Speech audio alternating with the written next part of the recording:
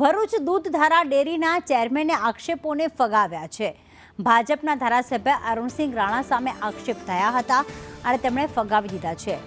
અરુણસિંહ એક ખાનગી ડેરી ચલાવે છે તેવું ઘનશ્યામ પટેલે કહ્યું હતું। અરુણસિંહ પોતાનો વ્યવસાય વધારવા માંગે છે, તેઓ ડેરીના પ્રતિસ્પર્ધી કહી શકાય।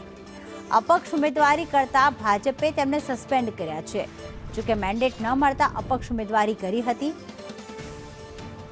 પ્રકાશ દેસાઈએ ભાજપના મેન્ડેટ પર બિનહરીફ ચૂંટાયા છે। પ્રકાશ દેસાઈ પક્ષના હિતમાં કામ ન કરે તો ફરિયાદ કરીશું।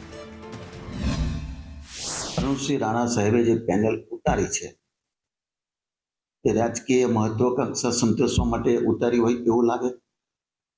તેઓની પોતાની પ્રાઇવેટ ડેરી પણ એમના પોતાના ગામ અમલેશ્વરમાં ચાલે છે। બહારથી દૂધ લાવીને એનું પેકિંગ થાય છે।